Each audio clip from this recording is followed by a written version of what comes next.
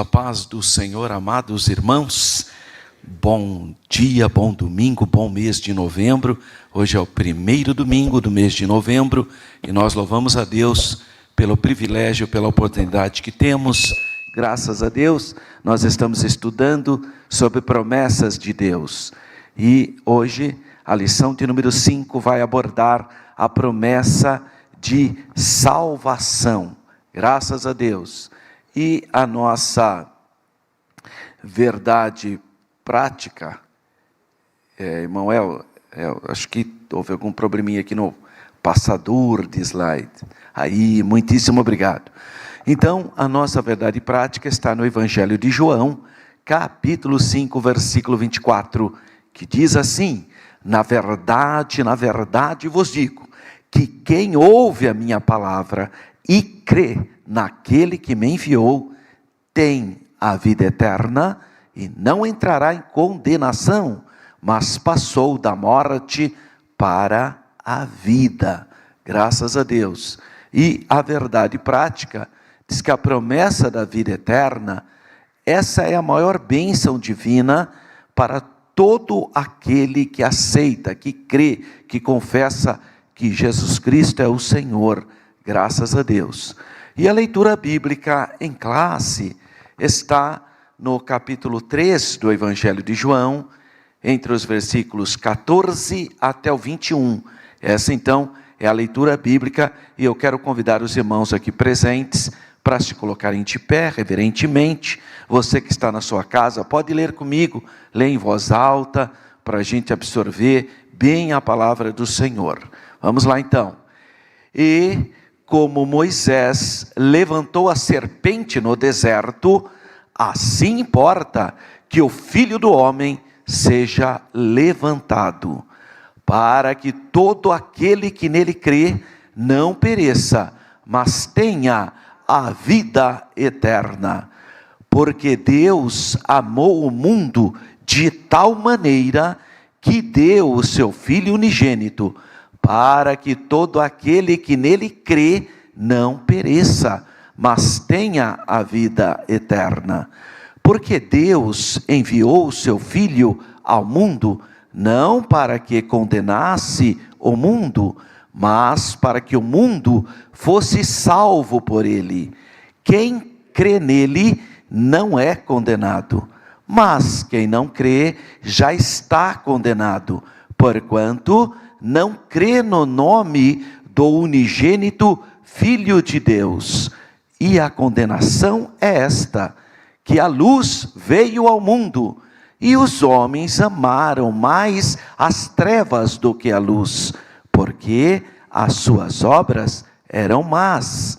Porque todo aquele que faz o mal aborrece a luz, e não vem para a luz, para que as suas obras não sejam reprovadas. Mas quem pratica a verdade vem para a luz, a fim de que as suas obras sejam manifestas, porque são feitas em Deus. Amém, irmãos? Graças a Deus. Vamos orar. Pai Santo, Deus bendito, uma vez mais te damos graças no nome do Senhor Jesus. Te louvamos por esse primeiro domingo do mês de novembro. Abençoa cada aluno, cada professor, cada pessoa que nessa manhã nos acompanha de maneira presencial ou remota. Que a tua boa mão, que a tua graça, que as tuas misericórdias copiosamente vêm sobre nós. Abençoa essa lição, que possamos crescer na graça e no conhecimento do Senhor. Assim nós te pedimos com fé, em nome do Senhor Jesus. Amém. Graças a Deus. Por gentileza, podeis sentar. Muito bem, a lição de número 5, então, ela tem por texto maior, texto áureo, Evangelho de João, capítulo 5, especificamente o versículo de número 24. Na verdade vos digo, que quem ouve a minha palavra e crê naquele que me enviou, tem a vida eterna, e não entrará em condenação, mas passou da morte para a vida. Graças a Deus. Então, o texto áureo, o contexto dele é o capítulo 5 do Evangelho de João, entre os versículos 16 a 47, quando o Senhor Jesus revela a natureza dele, que é igual a do Pai. Então, o Pai tem a mesma natureza do Filho, portanto, é Deus de Deus. A própria palavra, o Ios unigêniton, né, seja Filho unigênito, aliás, o Ios monogenes, ou que seria Filhos unigênitum, a palavra unigênito nós tiramos para o português da língua latina, mas a palavra grega é monogenes. Então nós pegamos a palavra unigênito e normalmente traduzimos como único gerado. Essa é a tradução que a gente faz na palavra unigênito. Mas a palavra grega, ela vai além. Fala que é o único, olha, mono é um, e gen é gen, onde a palavra gen, de onde vem a palavra moderna genética. Gen, para quem faz biologia, sabe onde estão as características hereditárias do indivíduo. Cor da pele, tipo sanguíneo, cor dos olhos, cor do cabelo, está no gen, que é o nosso DNA. Então, em outras palavras, Jesus é o único que tem o DNA do Pai. É por isso que essa igreja adora o Senhor Jesus. Por isso que a igreja está edificada na pessoa do Senhor Jesus, que é no Deus, no verdadeiro Deus e verdadeiro homem. Então, entre os versículos 16 a 17, mostra a igualdade do Pai e do Filho. Normalmente as pessoas têm dificuldade em entender isso. Elas dizem o seguinte: mas tem muita passagem que Jesus ora ao Pai. Então, se Ele é o Pai, não, eu não estou falando que Ele é o Pai. Estou falando que Ele tem a mesma natureza do Pai. Pai é Pai, Filho é Filho. O problema é que quando a gente fala que Jesus é Deus, a pessoa fala assim: não, Jesus não é Deus, Jesus é o Filho de Deus. Porque ela está pensando que você está confundindo as pessoas. Mas nós não confundimos as pessoas. A doutrina da Trindade declara: cremos num único Deus, eternamente subsistente em três pessoas: Pai, Filho e Espírito Santo. Pai é Pai, Filho é Filho, o Espírito Santo é o Espírito Santo. Agora, essas três pessoas estão em unidade. E a palavra Deus é uma polissemia. Vai depender do contexto, quando ela se refere ao Pai, quando ela se refere ao Filho, quando ela se refere ao Espírito Santo. Então, o Pai nunca gerou e nunca, aliás, o Pai nunca foi gerado. O Pai gerou, mas nunca foi gerado. E também não é procedente. Então, o Pai gerou o Filho. Então, o Filho é gerado pelo Pai. E o Espírito Santo é procedente do Pai. No nosso credo, no credo do Ocidente, também colocou-se que o Espírito Santo é procedente também do Filho. Procede do Pai e do Filho. É a palavrinha latina, filioque, que correu, que isso deu confusão entre a igreja oriental e ocidental. Porque a igreja ocidental admite que o Espírito Santo procede do Pai e do Filho. Mas a igreja grega oriental não aceita a expressão que o Espírito Santo procede do Pai e do Filho. Para ela é só do Pai. Mas isso é uma questão de credo, de dogmatização. O certo é que as três pessoas têm a mesma natureza, têm a mesma essência. Quando eu falo que é a mesma natureza, estou falando da mesma essência. Então, nesse aspecto, nós podemos glorificar o único Deus que subsiste eternamente em três pessoas. E os versículos 16 a 47 falam que o Filho tem a mesma natureza do Pai. Mas nós precisamos estar atentos para não achar, como alguns aí acabam se confundindo, que quando eu estou falando que Jesus é Deus, que Jesus seja o Pai. Eu não estou dizendo isso. Pai é Pai, Filho é Filho, o Espírito Santo é o Espírito Santo. Então eu não confundo, não pode confundir as pessoas. Então muito cuidado, porque eu vejo isso. Quando você fala para essas pessoas que não acreditam na doutrina da Trindade, você fala: o Filho é igual ao Pai, tem a mesma natureza do Pai, como a própria Bíblia diz. É o único que tem o gene do Pai, o único que tem o DNA do Pai. Aí você fala: então Jesus é Deus. Eu falo: não, Jesus não é Deus, Jesus é o Filho de Deus. Porque ele está pensando que você está confundindo o Filho com o Pai. Então, quando você for falar com essas pessoas, tem que deixar claro que você não confunde o Filho com o Pai. Pai é Pai. O Pai não se fez carne. O Pai não se fez carne. Quem se fez carne é o Filho. O Verbo se fez carne. O Pai não morreu na cruz do Calvário. Quem morreu na cruz do Calvário foi o Filho. Então nós não confundimos as pessoas. Agora o Filho, conforme João capítulo 5, versículo 16 e 47, tem a mesma natureza do Pai. É igual ao Pai. É coeterno como o Pai. E claro que cada um tem uma função. Então, quando se fala em função, uma vez uma pessoa falou para mim, olha aqui, ó, Jesus não é igual ao Pai, porque Jesus falou que o Pai é maior do que Ele. Eu falei, então, tá bom, eu vou falar aqui para você. Meu Pai é maior do que eu. Por causa disso eu deixei de ser humano? Eu perco a minha natureza humana quando eu falo que o meu pai, o irmão Lazinho, que possivelmente está nos assistindo lá de Jundiaí, quando eu falo que o irmão Lazinho é maior do que eu deixo de ser humano? Claro que não, eu estou falando em termos de função. Então também quando Jesus fala o Pai é maior do que eu, não tem a ver com natureza, tem a ver com função, porque o Verbo se encarnou e veio realizar a obra da redenção. Então o assunto não é natureza ali, quando ele fala o Pai é maior do que eu. Agora é a natureza quando ele fala eu e o Pai somos um só Deus. Está vendo? Então o mesmo que diz o Pai é maior do que eu, porque o Verbo se fez carne, pode dizer também eu e o Pai somos um, a mesma natureza.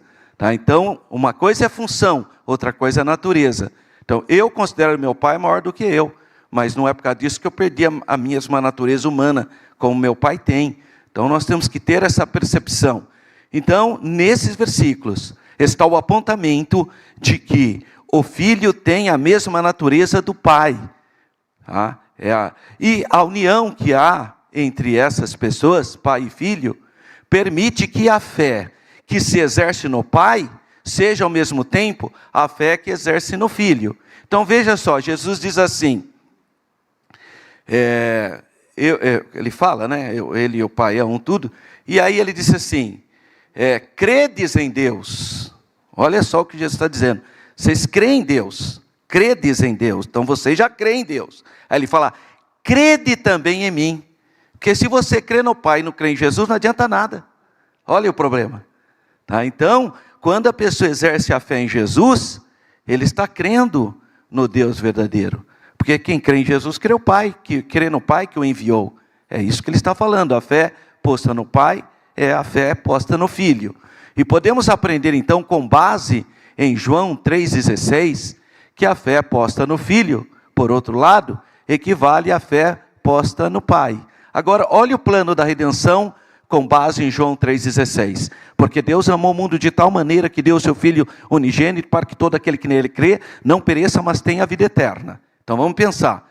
Então Deus ali é uma palavra polissêmica, está em referência ao Pai. Porque o Pai amou a humanidade, o mundo ali é a humanidade, não é cosmo, são pessoas. Então porque o Pai amou as pessoas. Você que entrou aqui nesse primeiro domingo do mês de novembro, chuvoso, não é?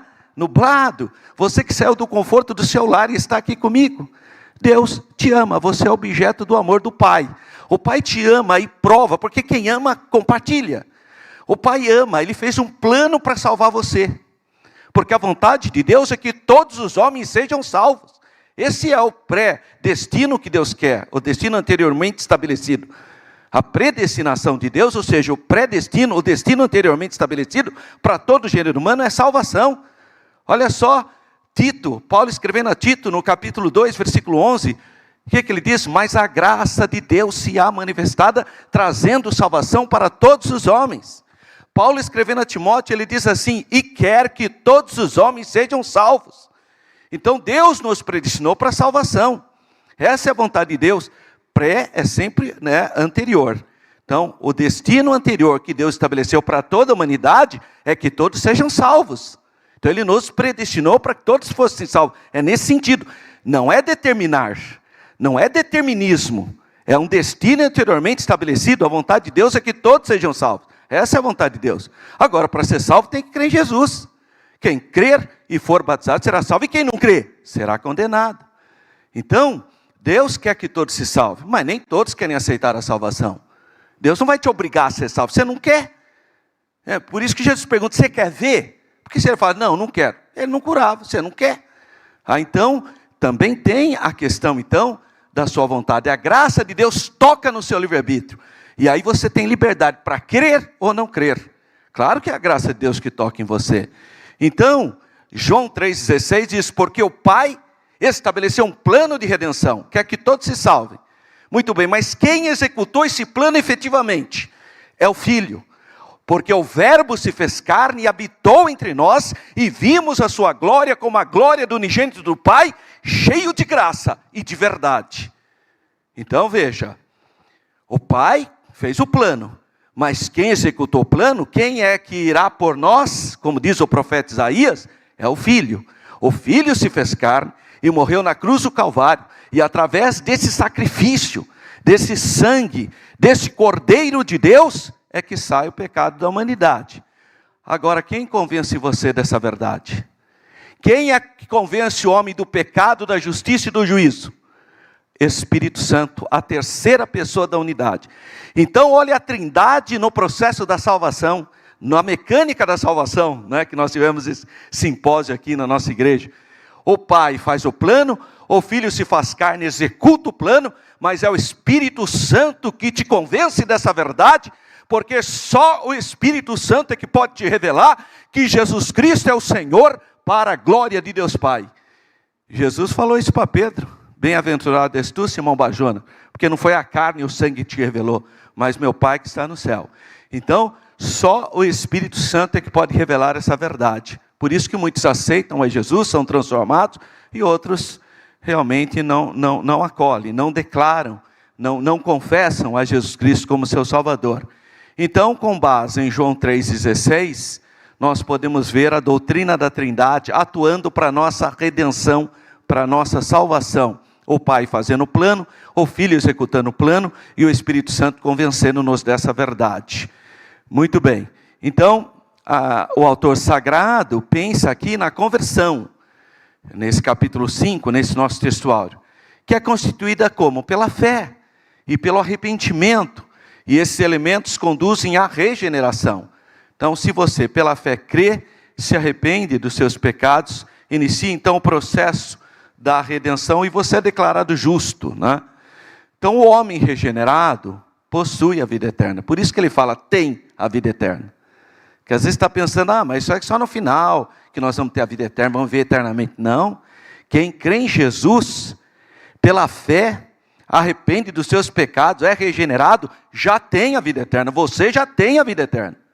É isso que ele está dizendo, tem a vida eterna. Aliás, Jesus fala isso também na ceia, simbolicamente, né? Quem come do corpo dele e quem bebe do sangue dele, está se referindo ao ato da Santa Ceia, ele fala assim, quem come do meu corpo e bebe do meu sangue, tem a vida eterna. Não é terá, não, tem. E ele fala, e eu ressuscitarei no último dia. Então ele já antecipa a vida eterna. E é verdade, porque nós estamos mortos sem Jesus. Já está morto. Quem não tem Jesus está morto no pecado. Então ao aceitar a Jesus, recebe já a vida. E a vida eterna. É assim como uma possessão presente. Já passou da morte, não é esse o texto que nós lemos? Já passou da morte, no sentido, claro, de que quem não tem Jesus está morto. O que é dito literalmente, então, nesse versículo, porquanto a morte é vista aqui como um ambiente espiritual, em que ele antes habitava. Já estava morto, foi ressuscitado espiritualmente, né? Depois nós temos também a questão da morte física. Então a morte é encarada como o oposto da vida eterna.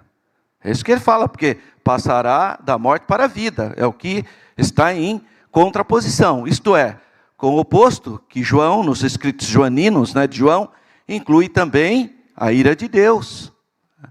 Já está condenado. Então, quem crê já tem a vida eterna. Ele fala, quem não crê já está condenado. Olha aí o problema. Então já está na situação de condenação. Essa ira será administrada quando do julgamento, né? Mas desde agora os homens jazem sobre a condenação, porque resistiram ao Filho de Deus, e portanto não têm participação na vida de Deus, que é chamada de vida eterna. Então quem não crê em Jesus, está já em condenação. Por quê? Porque não acolheu a vida eterna.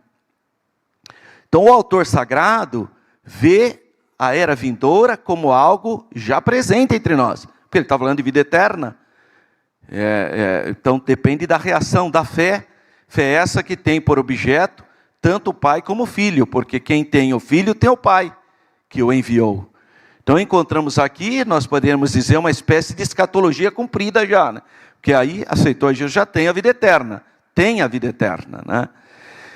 Porque os principais elementos do estado futuro, a saber, a morte e a vida, são elementos ou ambientes nos quais os homens já entraram. Ou você já está na vida eterna porque aceitou a Jesus, ou você já está na condenação eterna porque não aceitou a Jesus. Olha só. Então, olha como a fala de Jesus é extremamente impactante. Parece que ele está falando de uma coisa que está por vir. Não. Ele fala, quem crer no Filho de Deus tem a vida eterna. E quem não crê, já está em condenação. Olha só. Então, o que parecia ser algo escatológico, nós já estamos sentindo isso no presente momento, num ato de fé ou não, né?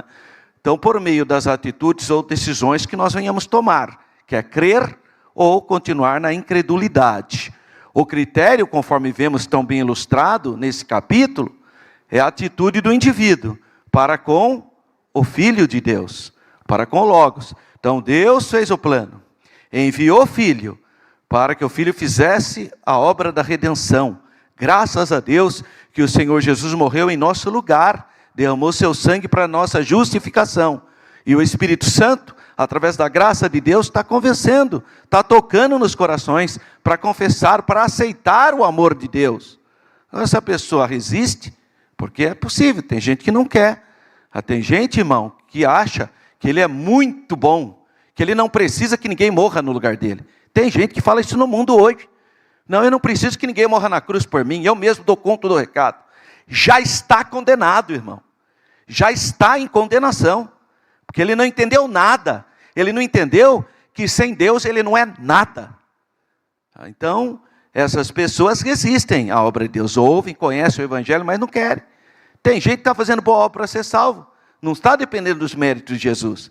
Não, você vê, eu sou uma pessoa boa. Eu levo comida para as pessoas que estão na rua. Eu empresto dinheiro sem juros. Eu faço tudo certinho. Eu sou uma pessoa boa. Sim, mas você quer ser salvo pelas suas obras? Tá, isso aí diante de Deus não é nada. Tá, então tem que aceitar a Jesus Cristo. O sacrifício expiatório do Calvário. O verbo, o Logos eterno.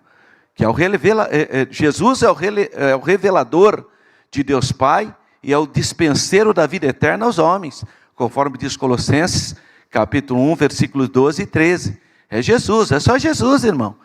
Você vê que em Atos, Pedro, depois do dia de Pentecostes, está cheio do Espírito Santo, ele vai pregar, ele fala, porque em nenhum outro a salvação. Olha, porque nenhum outro nome foi dado, não tem, irmão. Tem gente que fica falando aí, a própria Maria, né? Outro chama de Paulo, outro fala de Pedro, outro inventaram tanto nome por aí, mas Pedro pregando, ele fala, em nenhum outro nome foi dado entre nós, no qual nós possamos ser salvos, se não for no nome do Senhor Jesus, porque Ele é o Filho de Deus, tem a natureza do Pai, Ele é o verbo que se fez carne. Então não tem outro escape, não tem outro nome, não tem outra possibilidade, a não ser na pessoa bendita do Senhor e Salvador, Jesus Cristo. E agora, irmão, se os homens creem ou não, é problema dele. Muitos não creem porque já está na condenação. Agora, a palavra de Deus não vai mudar para adequar a esse mundo plural. Vamos falar, ai que absurdo, o senhor está sendo sectário, está falando que para ter salvação é só em Jesus. Não, não é eu que estou falando não, Jesus é que disse, João 14,6, eu sou o caminho, eu sou a verdade, eu sou a vida, e ninguém vem ao Pai senão por Jesus. Então é Jesus que disse, irmão, não é? Não, veja bem, todos os rios desaguam no mesmo mar, tem muito caminho para Deus, Deus é o mesmo, mas tem muito caminho. Não tem não, só tem um caminho. Jesus disse, eu sou o caminho. Não tem, é artigo definido, o caminho. No que tange então o sentimento de que se revestem as palavras, tem a vida eterna, que é isso que diz o nosso textuário, quem crê em mim tem a vida eterna. Devemos dizer que isso não significa simplesmente ter um potencial. Não, veja bem, é um potencial, né? É que vai ter ainda. Não vai ter não. Quem crê em Jesus tem a vida eterna. Já começa a promessa de Deus na nossa vida, tá? Então é antes uma possessão verdadeira, porquanto a participação na vida eterna já teve início para quem está regenerado. Glória a Deus. Então, para você que aceitou a Jesus, nasceu de novo, já tem a vida eterna. Glória a Deus. Isso é muito interessante. Esse começo garante que ele entrará na plena posse de todas as bênçãos que acompanham a salvação. Glória a Deus. Por isso, irmão, você que crê no Senhor Jesus, você é uma pessoa abençoada, você tem a vida eterna. Isso é promessa de Jesus. Tá? Tome posse dessas bênçãos na sua vida, bênçãos das promessas de salvação que Deus fez para toda a humanidade, graças a Deus. Vamos lá então para a introdução da nossa aula. A salvação é um dos mais importantes temas da página da Bíblia. A Bíblia tem história, mas não é um livro de história. A Bíblia tem geografia, mas não é um livro de geografia. A Bíblia tem até às vezes elementos filosóficos, mas não é um livro de filosofia. A Bíblia tem muitos provérbios, tem um monte de coisa, mas não é um livro disso. A Bíblia é um livro da salvação. A Bíblia vai apontar para Jesus. A Bíblia aponta para Jesus. A Bíblia aponta para o plano de Deus para a redenção da humanidade. Então o principal elemento que tem na Bíblia é a promessa da salvação. A doutrina bíblica então da salvação leva-nos a conhecer quão grande é o amor de Deus para o ser humano. Como Deus ama a humanidade, como Deus se importa conosco, o seu grande amor. E é exatamente isso o que nos mostra os evangelhos. Nesse caso, o evangelho de João, no capítulo 3, em que estudaremos a promessa da salvação, sua natureza e perseverança. Então hoje nós vamos fazer essa reflexão sobre a promessa da salvação, porque se você observou com cuidado, a nossa lição fala sobre as promessas de Deus. Confie e viva as bênçãos do Senhor, porque fiel é o que prometeu. Então, as nossas lições estão dando ênfase às promessas do Senhor, graças a Deus. E hoje a promessa da salvação. Então, esse é o primeiro tópico, a promessa da salvação. Uma maravilhosa salvação. Então, a leitura bíblica em classe que nós tivemos aqui, a gente já viu sobre algo que está no Antigo Testamento, porque o Antigo Testamento é o alicerce, são as sombras do que projetou-se para o Novo Testamento. E em Números, capítulo 21, versículos 4 e 9, vai falar então sobre aquele ato que ocorreu no deserto com os filhos de Israel, devido aos seus pecados, murmurações, revoltas e rebelião contra Deus. Serpentes acabaram picando o povo, muitas pessoas morriam. Então Deus mandou Moisés fazer uma serpente de bronze lá no deserto, numa haste, levantou aquela haste com aquela serpente, e todos que olhavam para aquela figura eram curados da picada da serpente. Em outras palavras, como se fosse o Instituto Butantan, né? Tirou da cobra o veneno e aplicou sobre as próprias pessoas para elas serem então inoculadas, não morrerem pelo veneno daquela revolta que eles tiveram. Então, Números capítulo 21, versículos 4 e 9, fala de um ato simbólico, em que a cura física seria uma realidade para quem olhasse então para a serpente de bronze, que foi feito por Moisés no deserto, e teria a maldição removida da vida, todos que olhassem para aquela figura. E semelhantemente, o sacrifício de Jesus na cruz, do Calvário, propicia a redenção para a alma carente da salvação. Por isso que no Evangelho de João tem essa comparação, assim como a serpente foi levantada no deserto, assim também convém que o Filho do Homem seja levantado, que ele faz a mesma analogia, ou alegoria, ou comparação. Assim como todos que foram picados, olhavam para aquela serpente, eram curados, também todos que foram picados pelo pecado, ao olhar para a figura de Jesus, são curados, graças a Deus. Dessa forma, o amor de Deus é revelado na Bíblia, de uma maneira que não se pode mensurar, não dá para falar, porque Deus amou a humanidade, mas você não consegue mensurar esse amor. Tá? O que nós sabemos é que ele nos amou ao ponto de compartilhar o seu único filho, e ele já fala isso quando ele pede o único filho para Abraão. Abraão, o único filho de Abraão, o filho da promessa, né, irmão? Abraão teve outros filhos. Teve, por exemplo, Ismael, teve com Quetura, Midian e outros filhos. Abraão teve outros filhos, mas o filho da promessa é Isaque. Isaque é o filho da promessa, que ele teve com Sara. Esse é o filho da promessa. Não o que ele teve com a escrava Agar, que é Ismael, ou o que ele teve com Quetura, a midianita, depois da morte de Sara. Estou falando, a chamada que Deus fez foi para Abraão e Sara. Estou falando o filho da promessa. O filho da promessa é Isaque, né? do casal que Deus chamou em Ur dos Caldeus.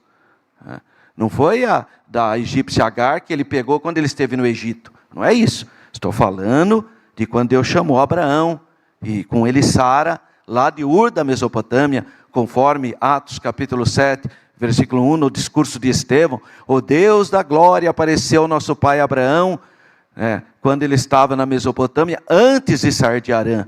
E depois em Gênesis 12, que repete, Deus chamando Abraão de novo, e tinha Abraão 75 anos, e Sara 65, quando eles saíram de Harã para Canaã. Então, eu estou falando do filho da promessa, mas Deus também pediu, e ele fala único filho, porque ele está se referindo ao filho da promessa. Qual é o único filho dele? Com Sara, claro, Isaque. E Abraão, ele foi levar e oferecer Isaque. E aí o que aconteceu? Apareceu um cordeiro para ser morto no local de Isaque. Então isso aí é uma analogia, uma comparação que também remonta para Cristo. Assim como Abraão não deixou de ofertar o seu único filho, o nosso Pai, o nosso Deus também entregou o seu Isaque, que é Jesus, nosso Salvador. Dessa forma, o amor de Deus revelado na Bíblia, de maneira imensurável, a gente não consiga quantificar nem mensurar isso. Por quê? Porque ele entrega o seu único filho para todo aquele que nele crê, conforme João 3,16. Esse é o maior pecado que a humanidade está fazendo. É não entender esse amor de Deus, é não aceitar esse grande amor de Deus. Por isso que está condenado, porque não creu no Filho unigênito. Não crer em Jesus é dizer não para o Pai, é dizer não para Deus, é dizer não para o Criador dos céus e da terra. É o maior pecado que uma pessoa pode fazer, é não crer no Senhor Jesus. É a grande problema, porque você rejeita o plano da salvação, rejeita o amor de Deus, o grande amor de Deus. Então essa preciosa promessa traz duas realidades. Primeira, a de que quem crê não será condenado, quem crê não será condenado, conforme João 3,18.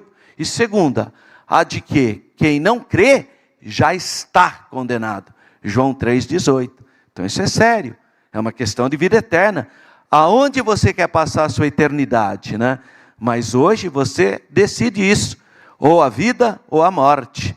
Logo, a salvação é um maravilhoso presente de Deus para todos os que creem na pessoa bendita do Senhor e Salvador Jesus Cristo, do Filho.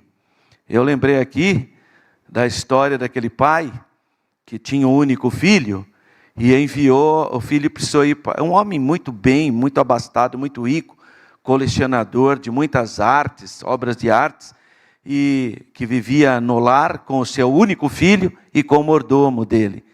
E o pai teve a tristeza de que o filho precisou ir para a guerra, né? Chegou a época do exército, ele foi, não lembro se é a Primeira ou Segunda Guerra Mundial, certo que ele foi para a guerra, e lá ele conheceu um amigo, os dois juntos lá na guerra, e ficaram muito amigos, e esse filho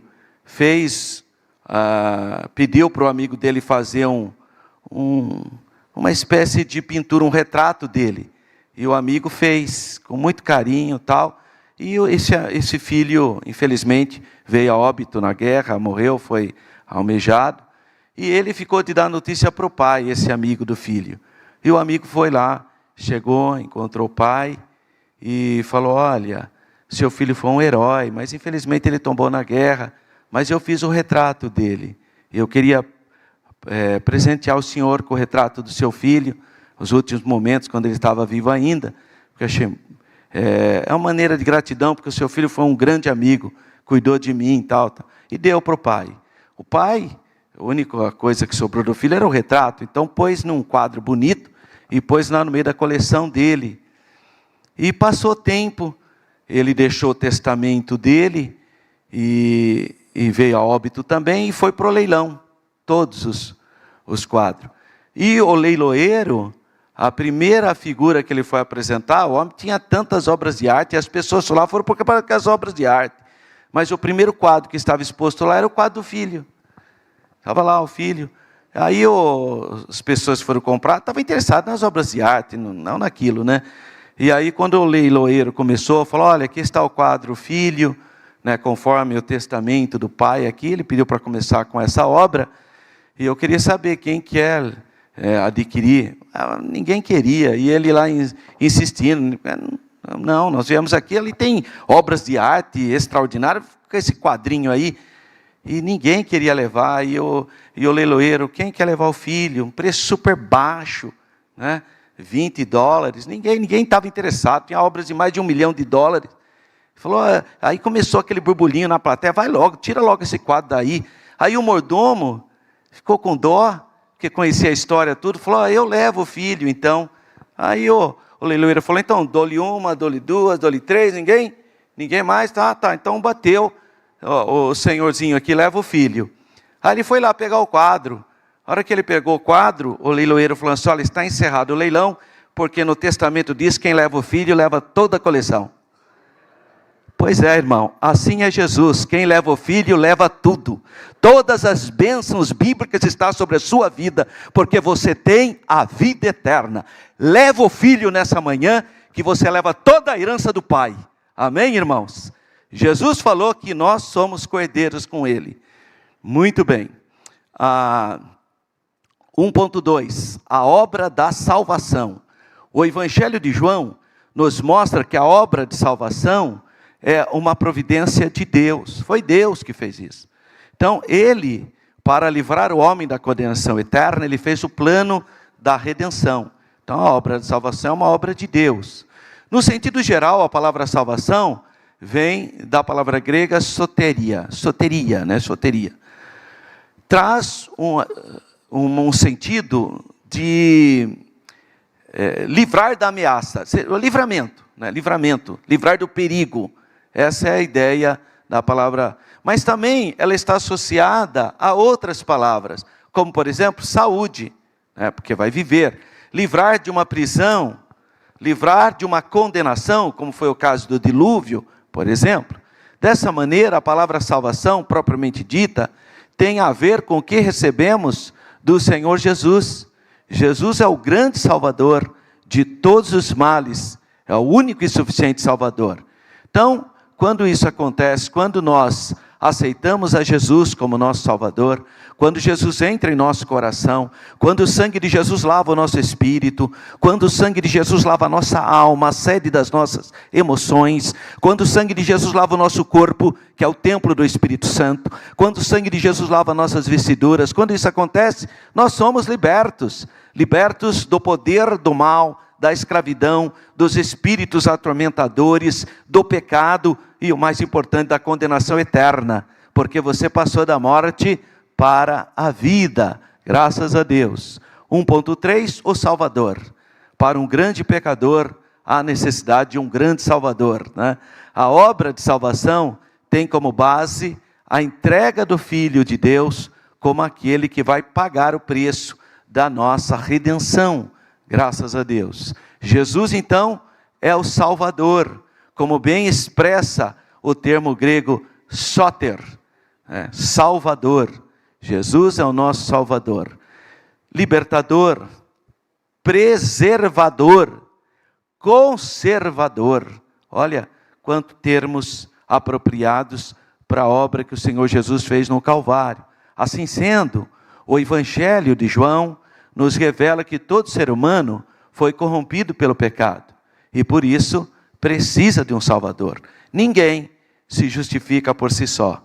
Por mais bonzinho, por mais capaz, ele não consegue se justificar por si mesmo. E mesmo os grandes líderes religiosos, eles estavam em busca de um Salvador, de um Redentor. Todos eles, até os maiores líderes, fundadores de religião, eles estavam na busca de um Redentor. Não acharam, mas estavam atrás, eles estavam em busca, porque o homem busca por um Redentor. A alma humana tem sede de Deus. E se, quando ele não encontra o Salvador, ele pega outros homens como referência. Na Coreia do Norte, por exemplo, os norte-coreanos adoram o seu líder. Falta de Deus. Na falta de Deus, você idolatra um homem. As pessoas, na falta de Deus, idolatram um grande artista. Tanto é que viram ídolos, referência para milhões de adolescentes e jovens. Na falta de Jesus, alguma coisa ocupa esse vazio. Só que é inútil. Ele continua, então, uma vida de dificuldade, uma vida de pecado. Esses ídolos não satisfazem, eles vão para a droga e para os vícios. Uma das coisas mais surpreendentes que aconteceram na história foi a Revolução Bolchevique na União Soviética, ou na Rússia, no Império Czarista, em outubro de 1917. Porque as pessoas acreditaram em Lenin e depois em Stalin. Mas olha só o que aconteceu. Eles eram cristãos ortodoxos e eles tinham as suas chamadas procissões. Nessas procissões, eles carregavam os ícones, que são pinturas dos santos católicos ortodoxos, a Virgem Maria, o São Basílio, os santos da Igreja Ortodoxa grega. Mas, quando eles tornaram-se ateus, quando eles tornaram-se comunistas, eles tinham ainda a necessidade dessa referência. E aí o que aconteceu? No dia do trabalho, o que acontecia? Eles carregavam o quadro de Lenin, o quadro de Stalin, o quadro de Karl Marx, que eram os líderes da Revolução Bolchevique ou comunista. Quer dizer, tiraram os santos da Igreja Ortodoxa e colocaram os líderes da Revolução Comunista. Não adianta, o homem tem sede de Deus. Se você tirar a palavra de Deus, alguma coisa vai preenchê-lo. O que preenche? Filosofia, religiões, seitas religiosas, ou as drogas e os psicotrópicos que as pessoas vão atrás, porque há um imenso vazio no ser humano, e só pode ser preenchido pelo Deus verdadeiro. Nós somos o templo do Espírito Santo. Só o Espírito Santo de Deus é que pode trazer paz em nosso espírito, em nossa alma. Assim, a Bíblia apresenta Jesus como o único e suficiente Salvador. Esse Salvador, revelado em João, capítulo 3, versículos 16 e 17, nos garante a gloriosa promessa de salvação. Graças a Deus. João 3, versículo 16, parte B. Todo aquele que nele crê, não pereça, mas tenha a vida eterna, graças a Deus. Quem se arrepende, crê e permanece em Jesus, jamais perecerá eternamente. Não está condenado, não está morto, mas passou da morte para a vida. 2. A natureza da promessa da salvação. Vamos então entender esse aspecto. Nós podemos compreender a natureza da promessa da salvação, estudando alguns aspectos salvíficos da obra de Cristo na cruz do Calvário. Primeiro aspecto, justificação, que é Jesus que te justifica. Se você crê em Jesus, você é justo, você está justificado. Então, um dos aspectos da obra salvífica que estamos apresentando em termos bíblicos é a justificação. Então, Jesus nos justifica diante do Pai. Quem é alcançado pelo Evangelho do Senhor, quem crê no Filho de Deus de todo o coração, é declarado justo, isto é, livre da culpa e do merecimento da punição divina. Isso é um ato do amor de Deus. Só que é Jesus que fez isso por nós. Então, o Pai olha, não você, Ele vê Jesus. Através de Jesus Ele vê você, porque você se esconde em Cristo. Então você está justificado por causa da obra expiatória de Jesus no Calvário. Não é pelas suas obras, não é pela sua capacidade, não, é porque você está em Cristo. Então o Pai olha e vê Cristo em você. Então você está justificado da grande punição divina. ele não é mais condenado. Ele é declarado o quê? Absolvido. É um salvo, por intermédio da justificação. Então o pecador é visto por Deus como se não houvesse praticado transgressão alguma, porque ele não vê você, pecador, ele vê Jesus, que fez a obra da expiação na cruz do Calvário. Dessa forma, nós somos justificados e, por isso, temos plena paz com Deus, por intermédio de nosso Senhor e Salvador Jesus Cristo, conforme Romanos capítulo 5, versículo 1. Então, quando você confessa o Senhor Jesus, quando você clama por Jesus, quando você exerce fé no sacrifício de Jesus, você é declarado justo pelos méritos de Jesus no Calvário. Não por você, pela sua capacidade, em hipótese alguma. É pela obra de Jesus, por você, graças a Deus. O processo da regeneração, para que a obra da salvação apresentada no Evangelho de João, capítulo 3, se manifeste na vida do salvo, para que essa obra se manifeste, é necessário que ocorra o novo nascimento. Jesus falou isso para um príncipe, para um teólogo, para uma pessoa preparadíssima, para um homem acima da média dos demais homens, para Nicodemos. Nicodemos é um homem bom, Nicodemos é um homem ético, Nicodemos é um homem religioso, Nicodemos é um homem culto. Ele vai ter com Jesus, e no diálogo dele, que está registrado no capítulo 3 de João, ele fala: bom mestre, reconheço que tu vem de Deus, porque as obras que tu fazes só podem ser de Deus, então eu reconheço isso. Então o que eu devo fazer para ter a vida eterna? Então ele vai perguntar para Jesus, e Jesus fala para ele: você precisa nascer de novo, você precisa ser regenerado. Então a regeneração é fundamental na nossa vida. Tem muitas pessoas que são religiosas, que têm disciplina religiosa, mas não nasceram de novo. Precisa nascer de novo. Mas como que eu faço isso? É só eu ser membro de uma igreja? Não. Você tem que ser membro do corpo de Cristo. Não é membro de uma instituição. Tem igrejas que pregam a fé na instituição. Vem aqui para a graça, venha ser membro dessa graça, como se a igreja fosse a graça. Olha que heresia, irmão. Isso é heresia, chamar a igreja de graça, em hipótese alguma. Não, você tem que ser membro dessa igreja, porque você vai ser salvo. Porque a instituição salva você, porque a instituição, quem diz isso é o mundo, as instituições do mundo que dizem isso. Vem aqui para essa igreja que você vai ser salvo. Seita religiosa, instituições do mundo. Não, irmão.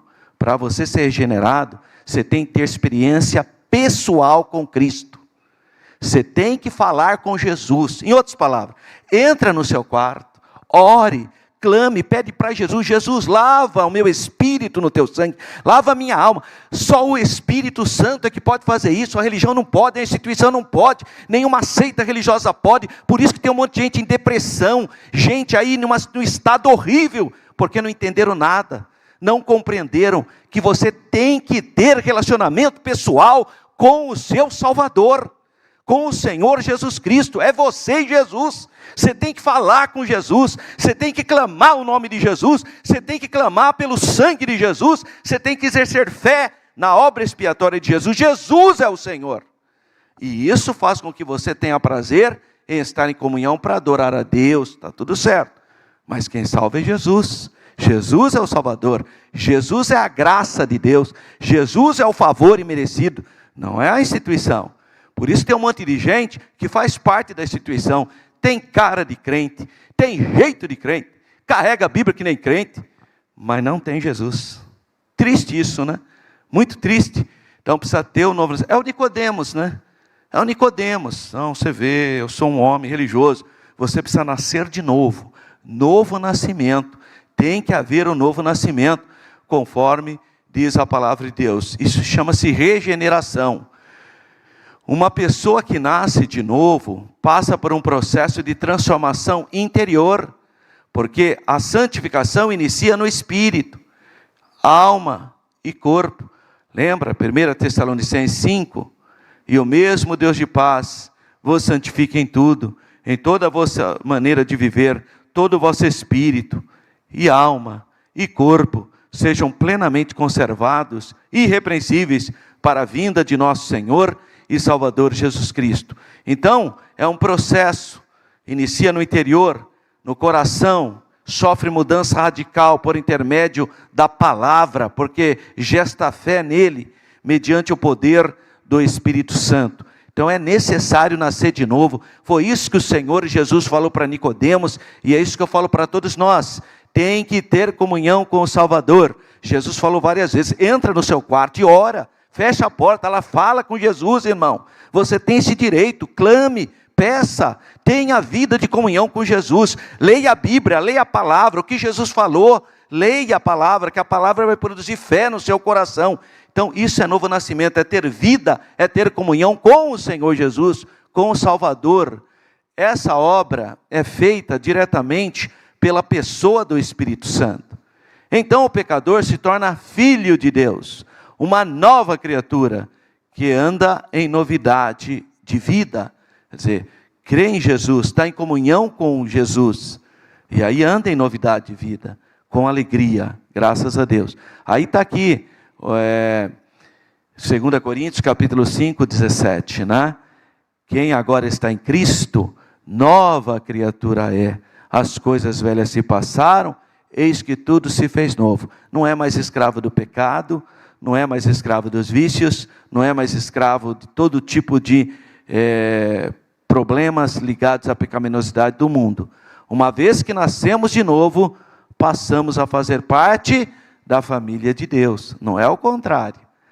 Primeiro é necessário nascer de novo, ter comunhão com o seu Salvador, com Jesus, e aí sim nós fazemos parte da família de Deus, de uma congregação, de um corpo chamado igreja, cuja cabeça é o Senhor e Salvador Jesus Cristo. Então nós vimos justificação, regeneração, santificação. A santificação é um aspecto da salvação. Então antigamente os irmãos do movimento Holiness, do movimento da santidade, século XIX, início do século XIX, eles diziam o seguinte, que a pessoa era salva, aí a segunda bênção, a santificação. Até mesmo o Joseph Seymour tinha esse pensamento. Tanto é que o batismo com o Espírito Santo para ele seria a terceira bênção. Aí foi o pastor Duran, William Duran, que falou, não, santificação faz parte da salvação. Santificação não é a segunda bênção. O batismo com o Espírito Santo, que é o revestimento, esse que é a segunda bênção. Foi ele que precisou explicar teologicamente isso. Santificação é um aspecto da salvação. Claro, se é salvo, você tem prazer em viver uma vida santa. Você tem repulsa para as coisas do mundo. Então a santificação é um aspecto da salvação. Então quando uma pessoa tem prazer no pecado, na impureza sexual, na imoralidade, nas coisas, essa pessoa já está morta, ela não tem a vida eterna. Essa pessoa não tem mais sensibilidade espiritual. Então muito cuidado, porque a gente trabalha com o mundo. E onde a gente trabalha, tem um monte de pessoa que está morta, que está condenada. E essas pessoas são legais, mas elas têm prazer no pecado. Então elas falam de adultério, de impureza sexual. Você tem que ter sabedoria para ter uma postura de santidade no meio de uma geração profana. Então não participe de coisas que não glorificam a Deus. Você é santo, você está num processo de santificação. Então cuidado com a linguagem, cuidado com a postura. Não vá em locais onde o nome de Jesus não será glorificado. Então não tem lógica, irmão, uma pessoa que nasceu do novo, embalada. Você vai querer ela no reino de Satanás? Uma pessoa, irmão, que tem Jesus, ela vai num ambiente de violência, de promiscuidade. Você está maluco? Você é o templo do Espírito Santo. Você tem que ter prazer no local de santidade. Não vai em local onde Satanás reina. Não vai em ambientes de trevas, irmãos. Mas isso é básico. Você tem que ter esse discernimento. Não é o pastor ter que ficar toda hora falando para você. É você que tem que saber, irmão. Mas sabe por que muita gente não sabe? Porque não ora. Porque não lê a Bíblia. Porque se orar e ler a Bíblia, jamais você irá frequentar ambientes de trevas. Jamais você estará envolvido em piadas imundas, em pornografia, jamais, porque o sangue de Jesus está sobre você e o Espírito Santo está te governando. Agora, se você ficar abrindo brecha, não ora, não lê a Bíblia, não tem prazer nas coisas de Deus, com razão sofrereis. Então, se você tiver comunhão com Jesus, você jamais entrará em ambientes de trevas, porque você é a luz as próprias trevas vão sair correndo de você. Nem vão te convidar mais. Nem vão te convidar, sabe por quê? Porque você é luz e as pessoas sentem o temor de Deus ao chegar perto de você. Quantas vezes as pessoas chegam para mim e pedem desculpa por ter falado isso, desculpa. Aí no meio político, essas pessoas mundanas, com a boca cheia de imoralidade, aí falam, desculpa, professor, desculpa, tal. Por quê? Temor de Deus, elas têm que sentir o temor de Deus, e a luz, irmãos, ela brilha nas trevas. Ela brilha, quem é da luz brilha. Então, tem esse discernimento espiritual. Se você tiver comunhão com Jesus, se você orar, se você ler a palavra, você jamais irá em ambientes de trevas. E quando você chegar por qualquer situação, seja diversa ou não, a luz vai brilhar, pode ter certeza. Então, a santificação é um processo, resultado da obra do Senhor Jesus no Calvário. Em primeiro lugar, então, por meio da justificação e da regeneração, somos santificados por Deus de maneira posicional, ou seja, imediatamente. Então, creio em Jesus, é declarado santo. Então, isso aí é o posicional, mas também é um processo. Em segundo lugar, somos santificados de maneira progressiva, por meio do nosso relacionamento com Deus.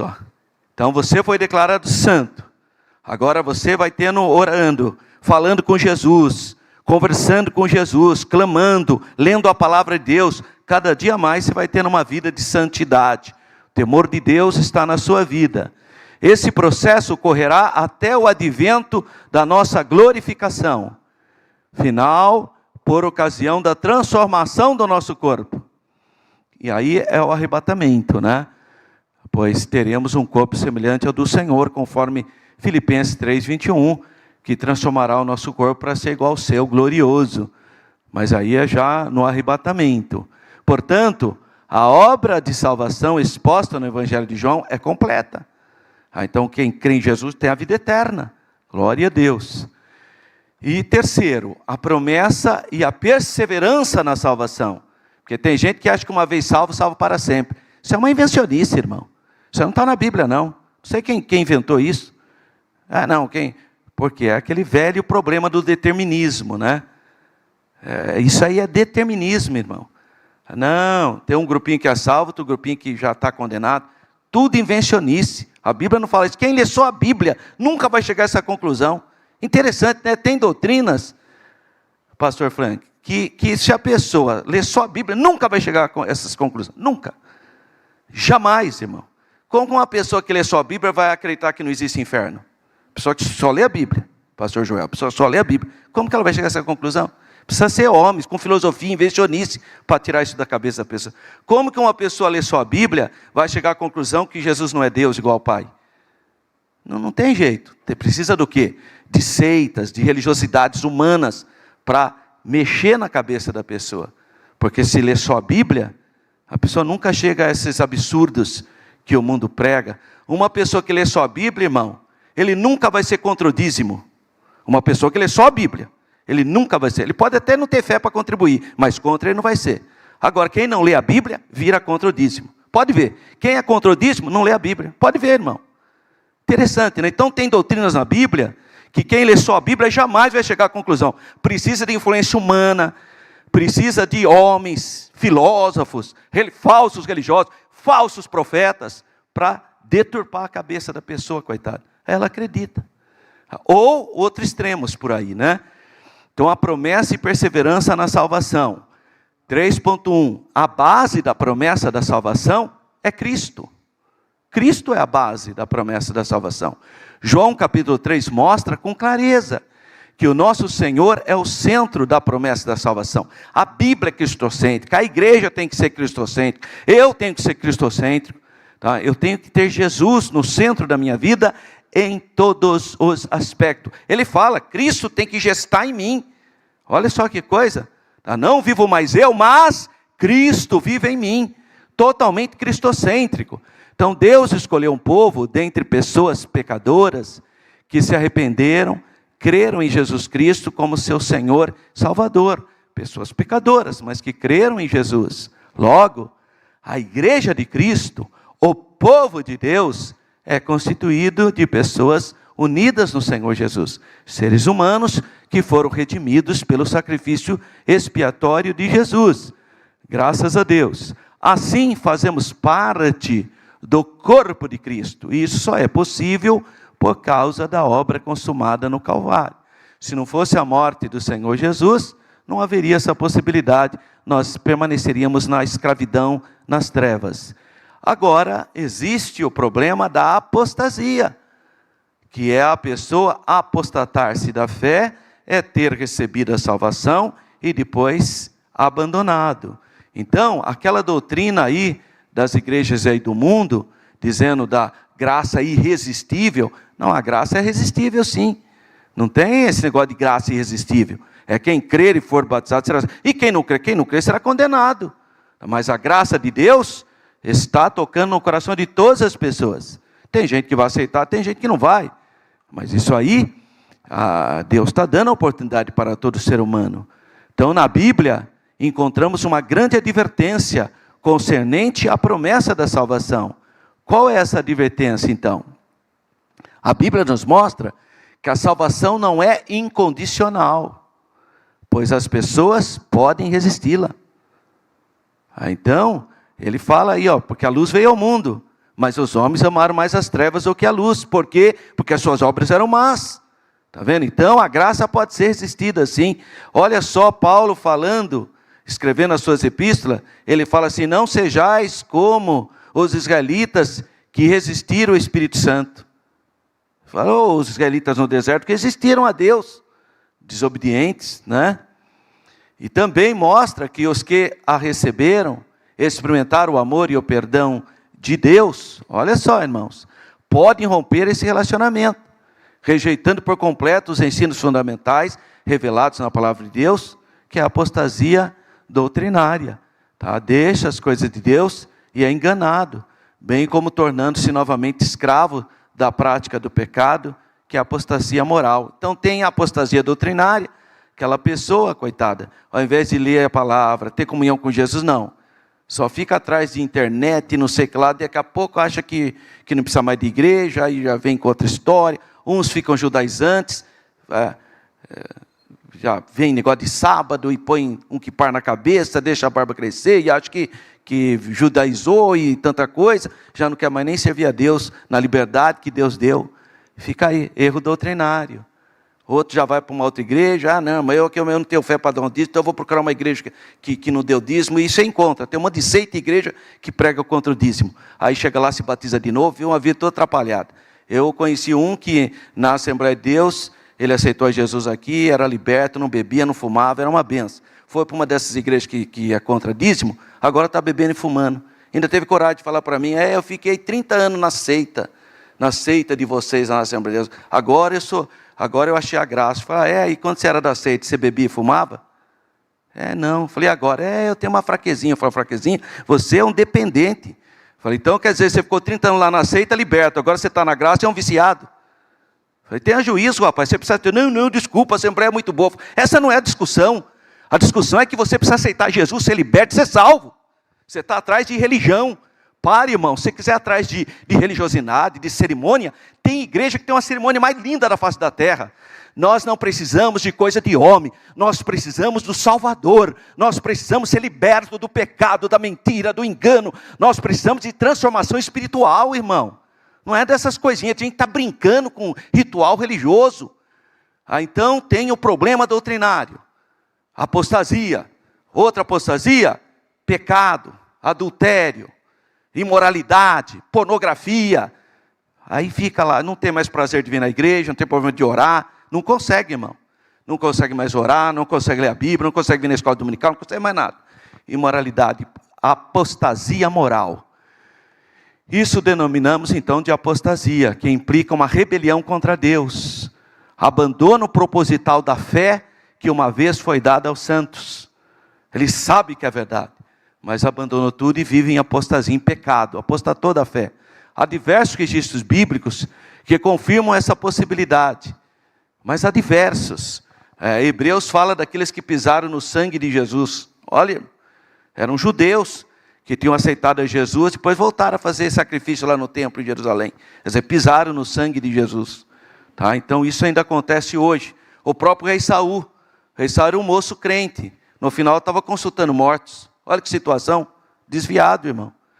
Então capítulo ponto 3.3. A promessa e a segurança da salvação. A promessa da salvação também nos traz o conforto, o consolo, a certeza, a fé no que Paulo escreveu. Filipenses 1:23. Mas de ambos os lados estão em aperto, tendo desejo de partir e estar com Cristo, porque isto é ainda muito melhor. Paulo estava dizendo que ele sabia que estava chegando o tempo do seu martírio, que iam matar o corpo dele, mas ele não tinha medo, porque no fundo ele tinha desejo de estar com Jesus, porque quem parte salvo está com Cristo, conscientemente, porque ele fala que lá é muito melhor. Como você vai ter essa consciência que lá é melhor, se você tivesse que nem dormindo? Quem está dormindo é o corpo, que está se decompondo, a alma não dorme. Então a doutrina da dormição da alma é uma heresia. A alma está consciente. Aliás, Jesus falou isso. Jesus disse assim: Deus não é Deus de mortos, Deus é Deus de vivos. Porque Abraão, Isaac e Jacó estão vivos diante do Pai. Por isso que a gente pode falar que Ele é o Deus de Abraão, de Isaac e de Jacó. Porque se Abraão estivesse dormindo, se Abraão estivesse morto, nós não podíamos falar Deus de Abraão, de Isaac e de Jacó. Porque Deus não é Deus de morto, Deus é Deus de vivo. Então Paulo fala, mas de ambos os lados. Qual lado? O de eu estar presente com os irmãos, ou eu partir para a glória. De ambos os lados estão em aperto, tendo desejo de partir e estar com Cristo, porque isto é ainda muito melhor. Se é muito melhor, porque é melhor, né, irmão? E como você vai ter essa mensuração, se você não estiver consciente? O ensino bíblico do Novo Testamento afirma que, ao passar pela morte, o salvo já está imediatamente com Cristo, porque passa da morte para a vida. Então, quando o seu corpo tombar, você está seguro em Cristo. Você tem a vida eterna protegida. Você tem a eternidade guardada pelos laços abertos do Calvário. Glória a Deus. Olha que bênção. Você é guardado. Não é uma bênção, irmão Sebastião? É ou não é, irmão Sebastião, uma bênção? É uma bênção, não é? Glória a Deus. Os braços abertos no Calvário. O sangue da nova aliança sobre nós. Não é uma bênção, irmãos? Ei, irmão G, não é o motivo da glória a Deus? Aí eu vou até ser audacioso. Levante sua mão e dê graças a Deus. Porque você é salvo pelos méritos de Jesus na cruz do Calvário. Olha que vitória, meus irmãos. Isso é coisa de Jesus. É por isso que nós temos motivo para voltarmos aqui às 18 horas, levantar as nossas mãos e darmos glória a Deus por tão grande salvação. Amém, irmãos? É muita bênção, irmão. Esse é o ensino da palavra de Deus. Assim, os que creem em Cristo se submetem a Ele como seu Senhor. E mediante um relacionamento pessoal com Cristo, estão definitivamente seguros. É o que eu acabei de dizer, conforme 1 João 5,13. Para nós fecharmos as considerações finais, a promessa da salvação nos lembra de que não podemos descuidar da nossa conduta diante do mundo. Temos que estar vigilando. Jesus falou, vigiai e orai. Jesus falou várias vezes, vigiai e orai. Então a nossa conduta diante do mundo. A salvação, em primeiro lugar, depende de Deus, que estende sua mão ao pecador perdido. Claro, a salvação sempre, primariamente, procede de Deus. A sua graça inefável, que toca nos corações, é a graça de Deus, seu favor imerecido, Jesus. Mas também é necessário que o ser humano aceite humildemente o amor e a graça de Deus. Quem crer e for batizado será salvo. Quem não crer será condenado. É uma questão de crença. Quem crê em Jesus é salvo, mas quem rejeita permanece perdido em delitos e em pecados. Ou seja, quem crê tem a vida eterna. Quem não crê já está condenado. Que Deus tenha misericórdia e que nós possamos valorizar essa tão grande salvação. Amém, irmãos? Glória a Deus. Muito bem, Nossa viagem ficou para 2025. Se alguém tiver interesse, é só ligar lá na Renova. E próxima aula, olha que aula abençoada. A promessa de cura divina. Dia 10 de novembro, que é o segundo domingo do mês. 10 de novembro. Olha só que bênção. A promessa de cura. Promessa de cura divina. Venha participar, que isso vai motivar a sua fé a crer que o nosso Deus cura. Cristo cura sim. Amém? Que Deus abençoe os irmãos, que os irmãos tenham um mês de novembro cheio de saúde, de bênção, de vitória, em nome do Senhor Jesus. Amém.